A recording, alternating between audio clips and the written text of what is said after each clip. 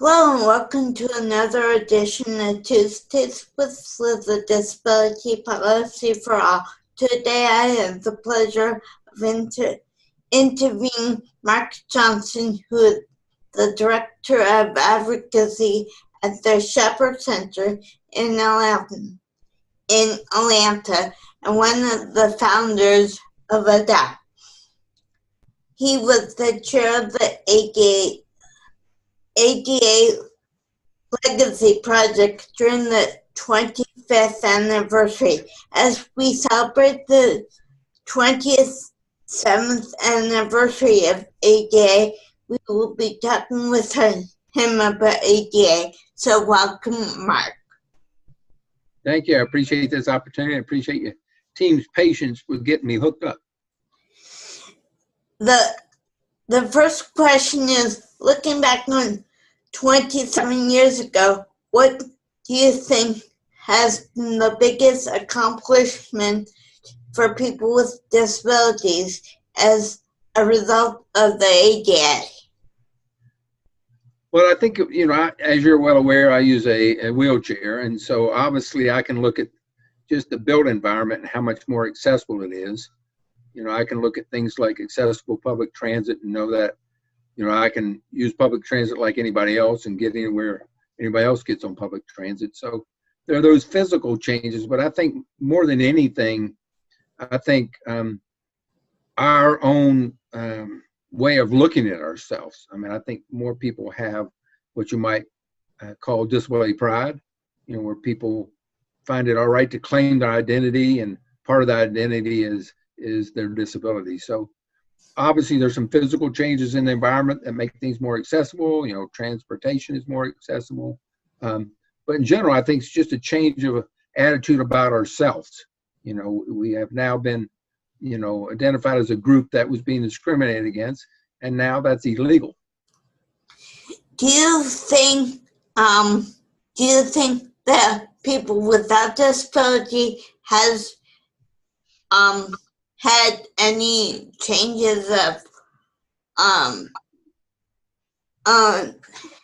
they think about people with disabilities? You mean how non-disabled people view us? Yes. Yeah, I think so. I think people see more of us out there doing more things, and that begins to challenge the attitudes they maybe grew up with.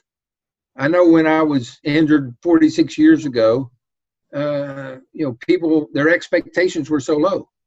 They didn't realize that, I could go and get my college degree, or that I would have a job, or that I'd be married, or that I would have a family. And so I think as more and more of us go out there and do those things, the more it challenges the attitudes that people grow up with. Okay, thanks. The next question is, do you see any big threats to ADA? Well, I kind of see it, since the election last November, I see threats to civil and human rights in general, whether that's a more conservative Supreme Court or whatever it is. But yeah, right now, as you're well aware, is for years, some members of Congress have been trying to get what they call the Notification Act passed. Now that's called the ADA Education and Reform Act, and that's right before us now. It's called HR 620, and that is a threat to all of us. I mean, first of all, take the name of the law. It says ADA Education and Reform Act. In reality, we've had free technical assistance for years through the ADA network. We've had free technical assistance through a Department of Justice hotline. There's numerous technical assistance materials out there. So the title itself of HR 620 is misleading. As far as reform, I mean, if you think again in the title, ADA Education Reform Act. Well, as far as reform, the only reform is that the act puts more responsibility on us to enforce it, makes it more difficult to enforce. In fact, in some ways, the act rewards non-compliance. It allows business to wait and see whether people like me and you are going to pursue change. So right now, HR 620 is a threat to the enforcement or implementation of ADA, and that's a real threat. and more sponsors are signing on. Unfortunately, some folks that we wouldn't expect, meaning some of the Democrats have actually signed on. So I think we all need to pay attention to HR 620. Thank you.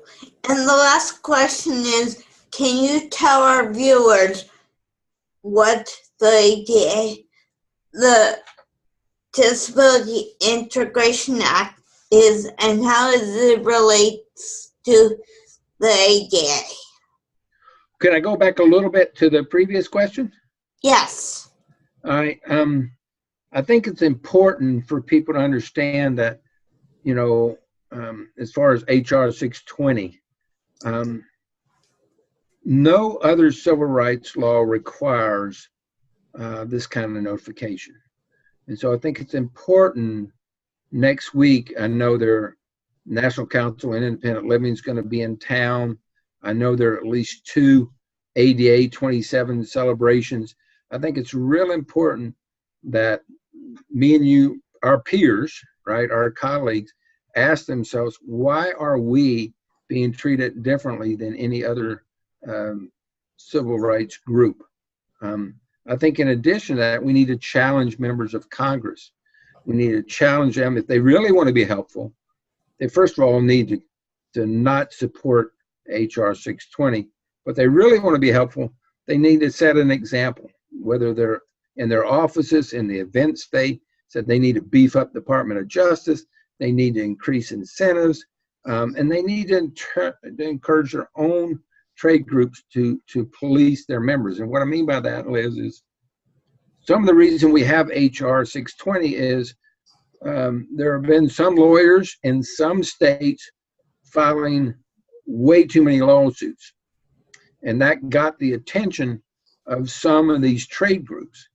Well, the fact is there's a trade group for lawyers that could police their own versus putting the burden of companies. So I just want to reiterate to your audience that HR 620 is a threat, that we as people with disabilities are being treated differently than any other civil rights group, and that we need to take this threat real serious, especially because of next week. Thank you. So the question you asked me, sorry, it took me a while to get, I think it's going to be hard for me personally to celebrate much next week. As far as ADA 27, you mentioned in your introduction that I was involved in ADA 25. And if you remember, we had a bus with some history pictures around it, traveling the country for a year, stopped in 100 cities. There were literally thousands of true celebrations about ADA 25. I think next week's going to be a little different tone. I think people really feel threatened now by this administration. They feel threatened by this Congress, or at least the folks that control this Congress.